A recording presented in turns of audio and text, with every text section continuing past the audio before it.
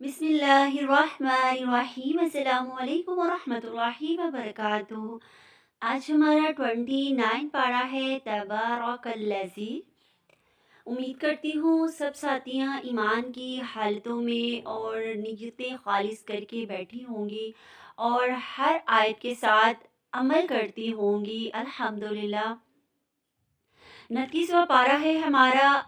ये पारा सूरत मुल्क से स्टार्ट होता है। इसकी 6 आयत है ना जो, उसमें जहन्नम की शिद्दत का बयान है। बुनियादी मज़मून इसमें क्या है? रब का इनकार करने वाले।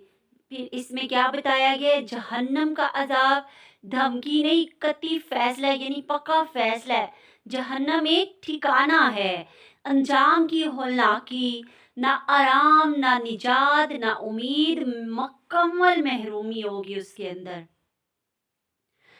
अल्लाह ताला क्या फरमा रहे हैं इस सूरत में कि जहन्नम की शिद्दत है उसके अंदर।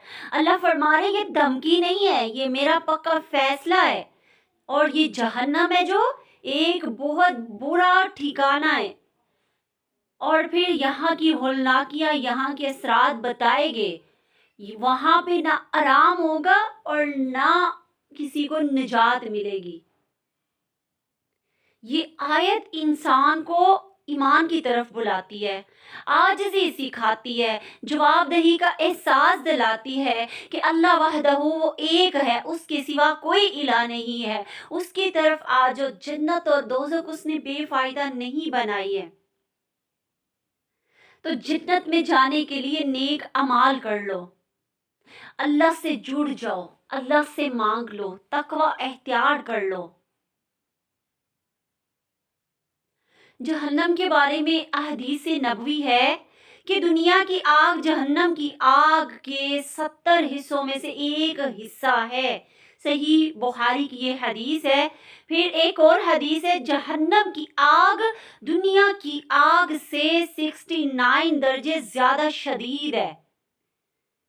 सही बुखारी की हदीस है। फिर एक और हदीस मुबारका है, अगर एक पत्थर जहन्नम में डाला जाए तो 70 साल तक गिरता रहेगा, फिर तह तक पहुंचेगा। इतनी गहराई, जिसको कहते हैं ना नीचे को जाना, गड्ढे में इतना नीचे जाना है, इतनी नीचे वाले दर्जे में जहन्नम है कि 70 साल एक पत्थर ऊपर फेंक दो ना, अगर हम छत से कोई चीज फेंकते हैं कितनी तेजी से जमीन पर आती है, और वो पत्थर ऊपर से फेंका जाएगा, 70 साल तक वो नीचे तह तक फिर जाके पहुंचेगा वो पत्थर। इतनी दूर है, इतनी नीचे जाके उसका गड्ढा, उसमें से ना निकल सकेंगे, ना उनको कहीं से हवा आएगी, ना वो सांस ले सकेंगे। अस्तगफिरुल्लाह, अल्लाहुम्मा अजिरनी मिनन नार। अल्लाह ताला हमें जहन्नम की आग से बचा लेना, आमीन। एक और हदीस मुबारका है कि जहन्नम में अपने रब से शिकायत की, इसे 2 सांसों की इजाजत दी गई, एक गर्मी में एक सर्दी में। दुनिया की शदीद गर्मी और सर्दी इसका असर है। एक और हदीस मुबारका है, ज़कूम का अजाब, अगर ज़कूम का एक कतरा दुनिया में टपक जाए, दुनिया वालों की माशियत खराब हो जाए, जहन्नमियों की गजा ही अजाब होगी। ज़कूम का जो दरख्त बड़ा बताया ना, कांटों वाला, वो इतना जहरीला कड़वा है ना, और इतने सख्त तरीन उसके कांटे हैं ना कि वो जहन्नमियों का खाना है। कहा गया उसका एक कतरा अगर जमीन में डल जाए ना, तो सारी मुआशियत है ना जो, खराब हो जाएगी, बर्बाद हो जाएगी। सूरत कलम, कलम और इल्म की गैर मामूली अहमियत।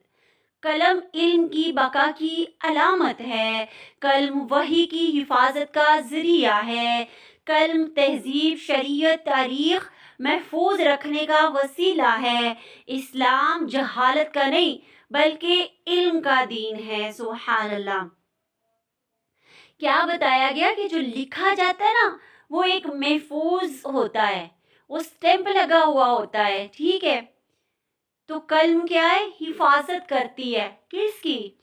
وہ پکا کرتی ہے، انسان کو بھٹکنے نہیں دیتی، اس کا لکھا ہوا ضائع نہیں کرتی۔ اور جس نے بہترین الفاظ اللہ کے لیے بے حساب لکھا نا اچھا اچھا کر کے، روز آخرت قلم کی سیاہی اور شہید کا خون دونوں کو تولا جائے گا، اور جس کا وزن زیادہ ہوگا نا وہ جنت میں چلا جائے گا۔ سبحان اللہ، وہ بھی شہید والے مقام سے جائے گا۔ تو اس لیے زیادہ سے زیادہ لکھا کرے، پین صدقہ کیا کریں۔ سورت نوح، دعوت نوح علیہ السلام کے اسلوب یعنی طریقے۔ مرحلہ اول، شرک سے نجات کی دعوت دی گئی، پھر خالص بندگی کی تلقین کی گئی، پھر اطاعت الہی کی تاکید کی گئی۔ سب سے پہلے کیا؟ شرک سے نجات، یعنی شرک میں نہیں پڑنا، اللہ کے ساتھ کسی کو شریک نہیں ٹھہرانا۔ اگر شرک کر رہے ہیں تو سچے دل سے ابھی توبہ کر لینی ہے، اللہ سے مانگنا ہے۔ اللہ کے نبی نے آپ کو یہ راستہ دکھایا ہے، اللہ نبی کا دامن تھام لینا ہے۔ خالص بندگی کی تلقین کی گئی ہے کہ اس کے ساتھ کسی اور کو نہیں ملاؤ، بندگی صرف اللہ کے لیے۔ اطاعت الہی کی تاکید، اللہ کی اطاعت کرنی ہے، یہ حکم مل رہا ہے، بار بار مل رہا ہے۔ پھر اعلانیہ اور خفیہ دونوں انداز میں اللہ کا کام کرنا ہے، اللہ کی اطاعت کرنی ہے۔ اور پھر توبہ کا حکم اور مغفرت کی امید۔ فرمایا گیا کہ توبہ کرو، تمہارے گناہ سمندر میں بڑے ہوں گے، تم سچے دل سے مجھ سے توبہ کرو گے، معافی مانگو گے تو میں ارحم الراحمین بن جاؤں گا، میں غفور الرحیم بن جاؤں گا، میں تجھے معاف کر دوں گا۔ لیکن شرط یہ کہ تمہیں امید رکھنی ہے، بھروسہ رکھنا ہے کہ تیرا رب معاف کرنے والا ہے، امید نہیں چھوڑنی کبھی بھی۔ پھر بنیادی اصول ہے اس کے، کون سے؟ دعوت بکتی نہیں ہے، محبت سے دی جاتی ہے، پیسے دے کے کہیں جاؤ دعوت دعوت دے دو، نہیں، دعوت دل سے دی جاتی ہے۔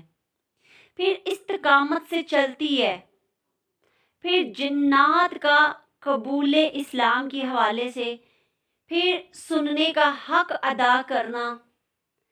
آپ کو میں پڑھ کے بتا رہی ہوں نا، سمجھا رہی ہوں نا، تو آپ کیا کریں؟ حق ادا کریں، سنیں غور سے، کان لگا کر سنیں، تاکہ جیسے ہی آپ سے پوچھا جائے فوراً سے جواب آ جائے۔ جیسے کوئی کام غلط ہونے لگے آپ کو قرآن کی آیت یاد آ جائے، قرآن کا درس یاد آ جائے، قرآن کا سپارہ یاد آ جائے۔ سننے کا حق ادا اس کو کہتے ہیں۔ حق تو یہ کہ حق ادا ہی نہ ہوا۔ پھر جنہوں نے کیسے اسلام قبول کیا تھا، انہوں نے بھی غور سے سنا تھا، پھر انہوں نے دعوت کہاں جا کے دی؟ اپنی قوم کو۔ سورۃ الجن 1 سے 13 آیت تک جنات نے قرآن سنا، فوراً سے ایمان لے آئے اور کہا ہم نے ایک عجیب قرآن سنا ہے، یہ سیدھی راہ دکھاتا ہے۔ سبحان اللہ، ماشاء اللہ۔ اب کیا بتایا جا رہا ہے؟ جنہوں نے کیا کہا؟ انہوں نے غور سے سنا تھا۔ اس لیے ہم نے بہترین طریقے سے قرآن پڑھنا ہے، اہتمام کر کے بہترین طریقے سے قرآن سننا بھی ہے، اور پھر اس پہ یقین رکھنا ہے۔ انہوں نے دیکھے پہلی بار سنا اور فوراً سے ایمان لے آئے اور جا کے گواہی دے رہے ہیں کہ بھئی یہ قرآن سچا ہے، یہی سیدھی راہ دکھاتا ہے۔ اس طرف آ جاؤ، آپ نے بھی یہی میسیج دینا ہے کہ یہ قرآن سچا ہے، یہ قرآن حق ہے، ہم نے اللہ کی رسی کو پکڑ لیا ہے، اب ہم نے نبی صلی اللہ علیہ وسلم کے دامن کو پکڑ کے کام کرنا ہے۔ ہمارے لیے کیا پیغام ہے؟ تحیر ایمان کی منافی ہے، اللہ کی صفات مان کر اس کے حکم کو فوراً تسلیم کرنا ہے۔ تحیر یعنی بعد میں نہیں کرنا، یہ ایمان کے خلاف ہے، دین کے خلاف ہے کہ بعد میں کر لوں گی، پھر کبھی کر لوں گی، نہیں۔ اللہ کی صفات سنتے مانتے فوراً سے حکم کرنا ہے، ماننا ہے۔ یاد دہانی پر فوراً جھک جانا چاہیے. کوئی آپ کو یاد کرائے نا دین کے لیے تو فوراً سے کیا کریں؟ جھک جائیں، مان لیں، چل پڑے، نکلیں، ساتھ دیں ایک دوسرے کا. کوئی فرق نہیں پڑے گا ہماری زندگیوں میں قرآن کے لیے وقت نکال لیں گے تو. سورۃ المزمل بہت پیاری صورت ہے، بہت ہی پیاری صورت ہے. اس کو بہت زیادہ پڑھا کریں، جس میں اللہ تعالیٰ نے آپ کے اور میرے نبی، تیرے میرے نبی صلی اللہ علیہ وسلم کو بڑی محبت سے پکارا ہے، چادر والا کہہ کے، کملی والا کہہ کے بلایا ہے. یا ایہا المزمل، کیا؟ اے اور لپیٹ کر سونے والے. بڑی محبت سے خطاب ہے. رات کا سکون، دل کی حاضری، آدھی رات کم یا زیادہ کر دو، اعتدال یعنی انصاف کرو، اس کے اندر حکم ہے. پھر اس کے اندر حکم ہے وَرَتِّلِ الْقُرْآنَ تَرْتِيلًا، ٹھہر ٹھہر کر پڑھنا ہے، سمجھ کر پڑھنا ہے قرآن، دل میں اتار کر پڑھنا ہے قرآن، خوبصورتی سے پڑھنے کی کوشش کرنی ہے قرآن، عمل کی دعوت دینی ہے قرآن کی، آگے پہنچانا ہے قرآن. وَرَتِّلِ الْقُرْآنَ تَرْتِيلًا، اس کو بہت پڑھا کریں. پھر نفس کی اقسام بتائی گئی ہے. نفس امارہ برائی کا حکم دیتا ہے، گناہ کو خوبصورت بنا دیتا ہے، خواہشات کی غلامی کرواتا ہے، قابو نہ ہو تو ہلاکت کا سبب بن جاتا ہے. یہ نفس امارہ شیطان کا دوست ہوتا ہے. پھر نفس لوامہ گناہ کے بعد ملامت کرتا ہے، ندامت، شرمندگی، خود احتسابی اور ضمیر کی بیداری، اصلاح کی تڑپ، یہ آپ کے ضمیر کو ہلاتا ہے. پھر نفس مطمئنہ نیکی پر سکون پاتا ہے، اللہ پر مکمل اعتماد کرتا ہے، خواہشات قابو میں رکھتا ہے، رب کی طرف لوٹنے کی خوشخبری دیتا ہے، سکون ملتا ہے. تو 3 قسم کے نفس کا میں نے تعارف کروایا جو انسان کے اندر ہے. حضرت یوسف علیہ السلام کی 53 آیت ہے کہ اللہ تعالیٰ ہمیں استقامت، اخلاص اور نفس مطمئن عطا فرمائے، آمین. سورۃ الفجر اور سورۃ یوسف میں سے ہمیں یہ میسیج ملتا ہے کہ دعائیں تقدیروں کو بدلتی ہیں. تو ہمیں کون سا نفس چاہیے؟ نفس مطمئن، تاکہ ہمیں سکون رہے. آگے سورۃ القیامہ 5 آیت سے 11 آیت تک ہے. حالت نزاع اور قیامت کی حقیقت. قیامت کا انکار علمی نہیں، عملی خواہشات ہے. جو ہمارے روزمرہ کی چیزیں، کام اور ہمارا دل کرتے ہیں نا، وہ والی چیزیں جو ہمیں یقین نہیں کرنے دیتی، دین سے دور کر دیتی ہیں، اللہ سے دور کر دیتے ہیں، نبی کا حکم نہیں ماننے دیتی. حالت نزاع نفسیاتی اور ایمانی کیفیت. پھر کائنات کی روشنی کا بجھ جانا. سب سے بڑا سوال، بھاگنے کی جگہ کہاں؟ آخر حقیقت، تنہا رب کے حضور تم نے اکیلے جانا ہے. یہ سب سے بڑی حقیقت ہے انسان کی کہ وہ اکیلا آیا تھا، اکیلا جانا ہے، اکیلے اپنا حساب دینا ہے. کیا کرنا ہے؟ اکیلے. پھر وہاں پہ بھاگنے کا ٹھکانہ ہی کوئی نہیں ہے. پاؤں جم جائیں گے، زبان کو تالا لگ جائے گا، کہیں بھاگنے کی جگہ نہیں ہے. پکی حقیقت یہ والی ہے. تو رب کی حضور جھک جائیں، رب کو اپنا حامی و ناصر بنا لیں، رب کو ایک مان لیں، رب کو اپنا دوست بنا لیں، رب کے دوست بن جائیں، اللہ سے باتیں کر لیں، دوست بن کے سارا کچھ اللہ سے شیئر کیا کریں، چاہے نماز پہ بیٹھ کے باتیں کیا کریں اللہ سے. مومن اور کافر کا فرق بتایا گیا. پھر اس میں مومن کے لیے یہ مرحلہ آسان ہوگا. محبت بڑا خطاب، جو آج نفس کو قابو میں رکھتا ہے کل سکون پائے گا. سبحان اللہ. جو آج اپنی خواہشات کو قابو میں رکھے گا، اپنی زبان کو قابو میں رکھے گا، اپنے اس نفس کو قابو میں رکھے گا، کل روز حشر وہ کیا کرے گا؟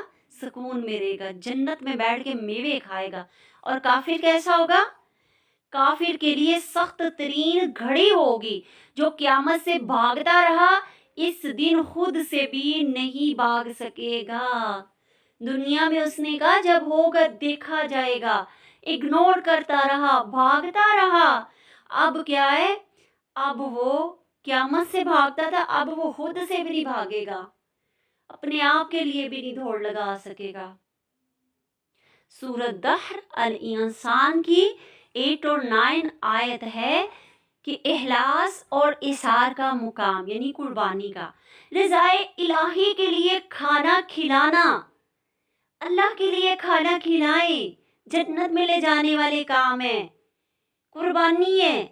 اخلاق کی بلند ترین مثال ہے کھانا کھلانا، انسان کا وقار کا احترام ہے۔ دعوت سے پہلے دل کو کیا کرنا ہے؟ نرم کرنا ہے، خود دل کی نرمی ہے، آخرت کی حفاظت ہوتی ہے اس سے۔ کس سے؟ اخلاص اور قربانی سے، اللہ کے لیے قربان کرنا ہے۔ اظہار کا حقیقی مفہوم کیا ہے؟ اپنی ضرورت کے باوجود دینا، کہ مجھے ضرورت تھی، میرے گھر میں بھی پیسہ لگنا تھا، میرے گھر کے حالات بھی اتنے اچھے نہیں تھے، پھر بھی میں نے صدقہ کیا، پھر بھی میں نے راشن تقسیم کیا، پھر بھی میں نے دوسروں کو کپڑا پہنایا، پھر بھی میں نے دوسروں کو کھانا کھلایا، پھر بھی میں نے دوسروں کی مدد کر دی، پھر بھی میں نے صدقے میں ڈال دیا۔ یہ عام خیرات نہیں ہے، یہ اظہار ہے، یعنی قربانی ہے اللہ کے لیے۔ یہ بہت بڑی قربانی ہے، یہ سب کے نصیب کی نہیں ہے۔ سورۃ المرسلات ہے کہ جھٹلانے والوں کے لیے ہلاکت ہے، جو نہیں مانتے، جھوٹا قرار دیتے ہیں، مطلبی کہتے ہیں، فائدہ اٹھانے والے کہتے ہیں، ان کی پکڑ ہوگی۔ پھر جن کی پکڑ ہوگی نا، کون ہے وہ؟ کن قوموں پر عذاب آئے تھے؟